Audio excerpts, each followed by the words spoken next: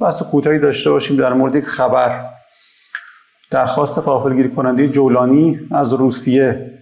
این واقعیت ژئوپلیتیک منطقه است که عده‌ای در ایران فهم نکردن، در ترکیه که یک مشت سیاستمدار خائن و کوته فکر داره فهم نشد و الان خودشون نشون داده که شما هر سرزمینی رو که از دست ایران آزاد کنید به اسرائیل میرسه، به ترکیه نمیرسه. امارات و قطر که اینا رو اصلا کشور حساب نمی‌کنن، سعودی هم حتی نمیشه گفت واقعا کشوره، اگرچه باز بالاخره چیزی داره. اینا تلاش کردن که سوریه رو کلنگی کنن و با سیاست دولت 14 این اتفاق افتاد. اگه دولت دیگه بود اتفاق نمی‌افتاد. که مثلا چیکار بشه که بیان جولان بدن در سوریه. خروجیش چی بود؟ این بود که ترکیه رو پرت کردن بیرون و اسرائیل اومده نشسته. کاملا تجزیه رو پیش برده و جولانی دیگه همه کاری کرد و تمام مصائب درگیر شدن با بدنی خودش هم به جان خرید، اما اسرائیل کوتاه نیامد. چیکار کرد جولانی؟ گفت من به رسمیت میشناسم، جولانم میدم، عادی سازی میکنم، پیمان ابراهیم، هر چی شما میگید. گفتن خیلی خوب. گفت خب پس حالا که اینجوری برم سمت جنوب دیگه، برم سمت سوئد و دیگه بهم کاری ندارن دیگه، هر چی خواستم دادم دیگه. ولی دیدیم که بهش حمله کردن، به کاخش حمله کردن و کلا نیروی نظامی سوریه هم که نابود شده دیگه، 90% دیگه اصلا نیست. و در اون دوران بلبشویی که اسد رفت و جولانی اومد، رژیم استفاده کرد و تمام دارایی‌های راهبردی سوریه را از بین برد و متاسفانه سوریه دیگه سوریه نخواهد شد. حالا جولانی چیکار کرده؟ رفته و از روسیه درخواست کمک کرده. گفته چی؟ روزنامه کامرسانت نوشته به نقل از منابع سوری، از روسا خواسته که گشتی‌های پلیس نظامی روسیه به استان‌های جنوب برگرده. میخواد موازنه رو چیکار کنه؟ با کمک روس‌ها با اسرائیل برقرار کنه. میگه که با این اقدام امیدواره که جلوی نظامیان اشغالگر صهیونیست رو بگیره. این منبع اضافه میکنه که نشست اسعد شیبانی وزیر خارجه جولانی با سوریای مقیم مسکو تایید شد که بازگشت روسیه به مواضع سابق خودنی کشور میتواند مانع مداخلات رژیم صهیونیستی در سوریه شود. بزرگترین لنگر ثبات در منطقه ایرانه. هر جا ایران باشه ثبات درست میشه. ایران نباشه، چه خودش نخواد چه بالاخره اخلال بشه دیگه، ثبات به هم میخوره. چرا؟ چون یک نیروی دیگر منطقه‌ای نمیاد جای ایران بشینه. رژیم اسرائیل میاد جاش میشینه که ثبات گریزه، ثبات زداست. منافع خودش رو در بی ثبات سازی تعریف کرده و تو دور سقوط افتاده دیگه. حالا شاید بعضی بگن او این نقشه خاورمیانه رو تغییر داد فلان. نه، شما اگر روندها رو ببینید همچین قضاوتی نمی‌کنه. رژیم اسرائیل خودش رو انداخته تو دور زور بازو نشون دادن با کشتار. شما نمیتونی همه رو بکشید. همه میریزن سر در خدمتت میرسن که کاملا هم موج شروع شده و نتانیاهو قمار بازنده‌ای کرد. اون باید از همون 2-3 ماه بعد از جنگ 10,000 نفر تلفات گرفت، یه خودی نشون داد و اینا دیگه تموم میکرد جنگ و همون آتش بس اول باید تمام میشد و اونجا به سودش بود. میتونست مظلوم نمایی بکنه، پیمان ابراهیم رو آمریکا پیش ببره و حماس رو به شدت در تنگنا قرار بده، چون حماس داشت میگفت اینها قصد حمله داشتن، هنوز حمله نکرده بودن. یعنی در هیچ محکمه‌ای حق رو به حماس نمیدادن. گفتن نه، تو بودی جنگ رو شروع کردی، اسرائیل نمیخواست بجنگه. کاملا دست برتر رو داشتن و با همین فرمول تو این سالها پیش رفته اسرائیل. یعنی یک فرمول پیشروی محدود تثبیت، پیشروی محدود تثبیت و یک جوری کار کرده که حواسا رو به خودش جلب نکنه و خیلی کارا رو بقیه براش انجام دادن.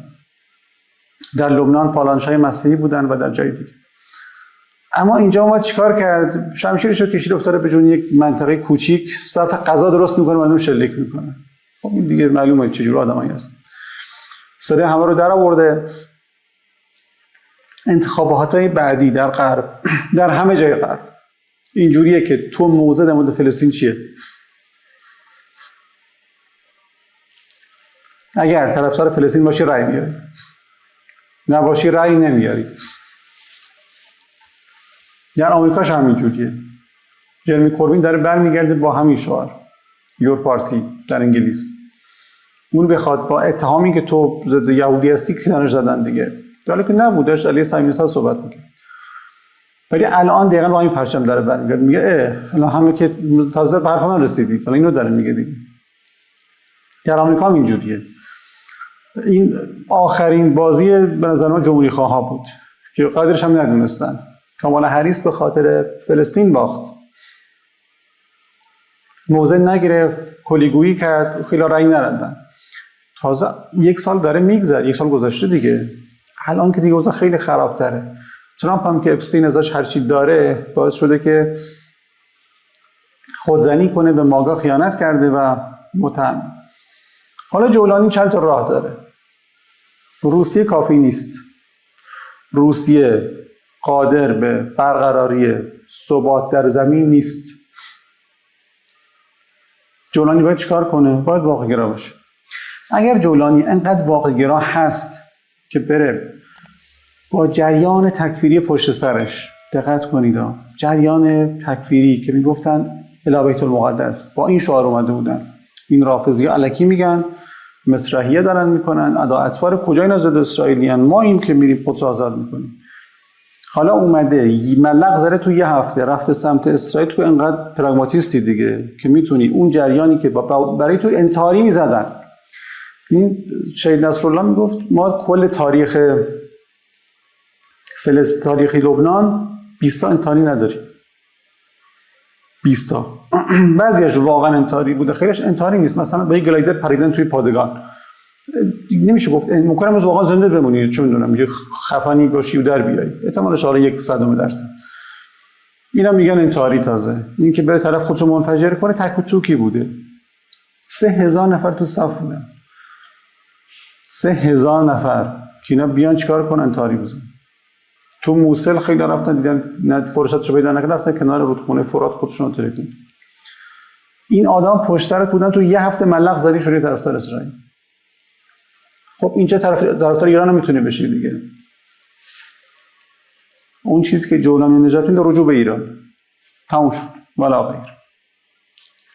اسرائیل محاله اجازه بده که سوریه کمتر از 4 تا بشه. حداقل 4 تاست. کردای شرق فرات به اسم قسد، جنوب، علویستان و منطقه مرکز با مرکزیت دمشق، اونم احتمالاً بشه 1-2 تا. یعنی شما رو 4 تا کف حساب کن دیگه. نمیگذارن. مگر چه اتفاقی بیفته؟ یک توافق کلان راهبردی با ایران انجام بده.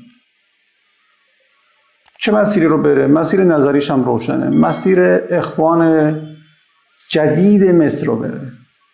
اخوان مصر یک نامه نوشت به رهبر معظم انقلاب و گفت آقا ما با تو، که اخوان سوریه ازش انشاء بده. بخشی از اخوان، خوب همش نیست دیگه طبیعت. این راهو بره. تو هم اخوانی هستی دیگه، بیا توی مسیر ایران قرار بگیر.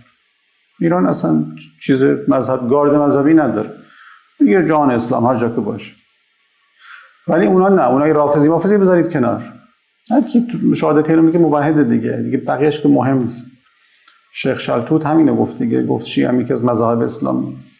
گفت اینا میگن امام علی خلیفه اوله. گفت خب این که کسی از دین خارج نمیکنه.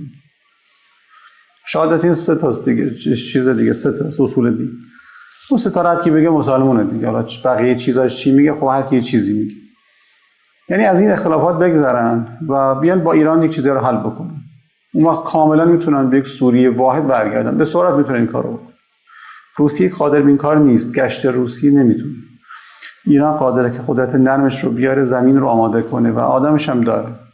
یا صدها هزار نفر نیروی خوب و قدرتمند میشناسه.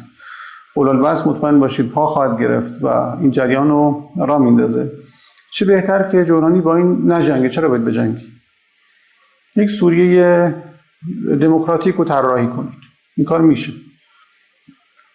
یک مجلس مؤسسان شکل بدن، تمام مردم سوریه بیان و یک قانون اساسی بنویسن. وقتی کردها نمیتونه ساز خودشونو بزنن، اونا میان توی همین چارچوب سوریه. دروز هم که مشکلی نداشتن، اونا اگر یک سیستم روادار فراگیر باشه مشکلی ندارن، علوی‌ها مشکلی ندارن، مسیحی‌ها مشکلی ندارن. سوریه حزب بعث اینجوری بود دیگه، یک حزب بعث کلی بود که توش مسیحی بود، مسلمان، سنی، شیعه، علوی، همه بودن. مثلا چیز چند وجهی نبود که مثلا بگی تک وجهی نبود که نه یکی غالب بشه، چون توی سران سوری هم یک آدمی می‌دیدید، یک حزب بود در واقع.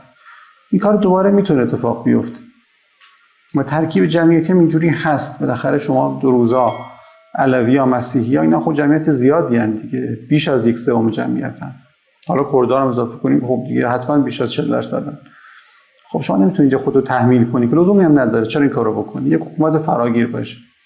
اینجاست که به نظرم خبر غافلگیر کننده جولانی که از روس‌ها دعوت میکنه برگردید، غافلگیر کننده تا حدی هست، اگرچه ما رو غافلگیر نکرد، پارسال میگفتیم، ولی ایران به نظر من اینجا گزینه است.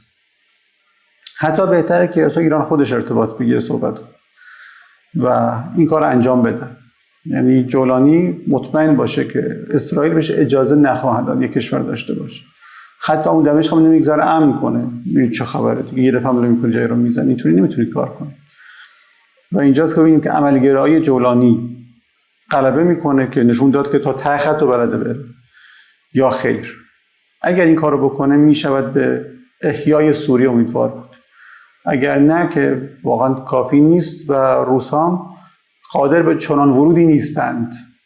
گشت پلیس بیاره کفایت نمیکنه، باید از ایران دعوت کنه.